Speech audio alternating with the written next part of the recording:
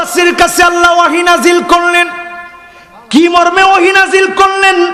আল্লাহ রাব্বুল আলামিন জানায় দিচ্ছেন, আমি ওহী নাজিল করলাম, আনিত্তাখিযি মিনাল জিবালি বুয়ুতা, পাহাড়ের মধ্যে তোমরা তোমাদের ঘরগুলা বানাও। জোরে বলি আল্লাহু আকবার।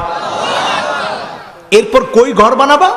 আল্লাহ তাআলা বলে দিচ্ছেন, মিনা শাজারি ওয়া মিম্মা ইয়ারিশুন, তোমরা গাছের ভিতরে তোমরা তোমাদের ঘর বানাও। মৌমাছির আল্লাহ বলে দিচ্ছেন, জোরে কোন সুবহানাল্লাহ।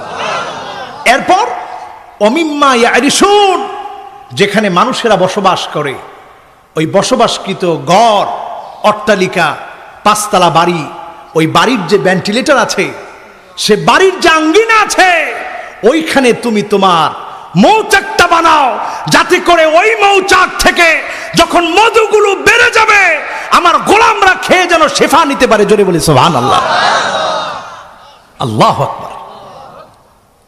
মৌমাছির কথা আল্লাহ তাআলা বললেন।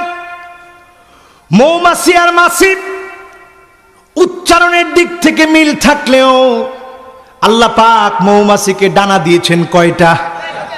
জোরে কোন কয়টা? সেকেন্ডের মধ্যে এই ডানাটা 200 বার নড়ে। জোরে কোন আল্লাহু আকবার। তাইলে মিনিটে লড়ে কয়বার?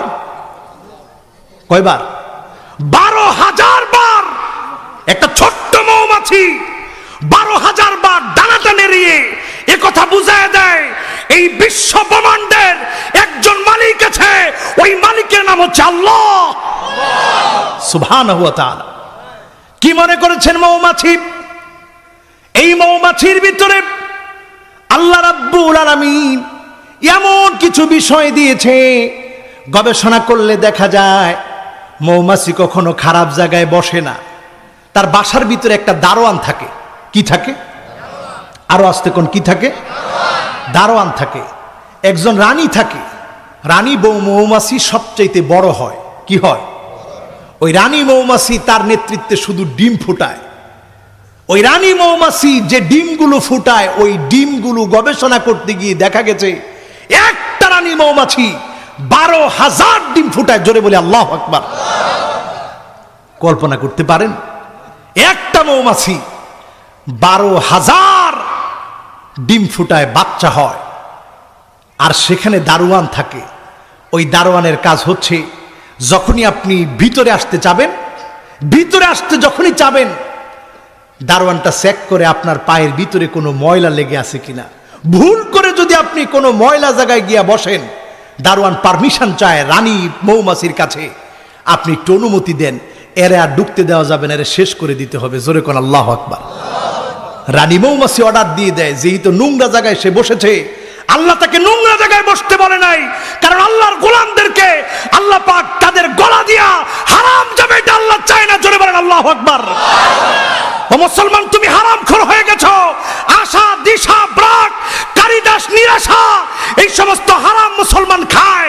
আল্লাহ মৌমাছিকে অর্ডার দিয়েছে, তুমি হালাল জায়গার ফুল খাও, হারাম তুমি খেতে পারবা না। জোরে বলি আল্লাহু আকবার।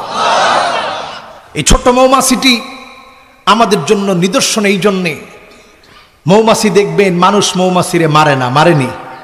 জোরে কোন মারেনি? আর মাছিরে ফাইলে চট থাপ্পড় দেয়নি? বেশি না কম? চট থাপ্পড় দা মাইরা আর মৌমাছিরে পাইলে মারে না।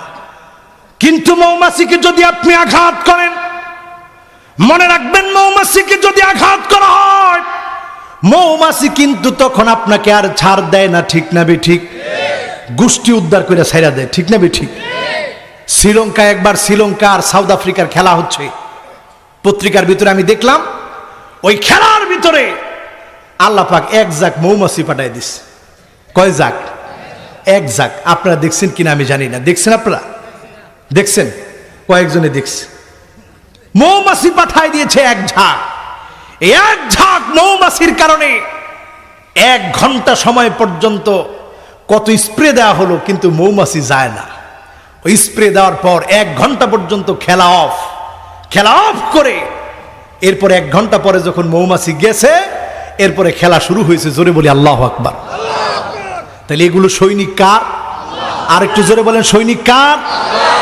এখান থেকে আল্লাহ পাক শিক্ষা জানায় দিতে চান, গোলাম মুসলমান হচ্ছে মৌমাছির জাতি।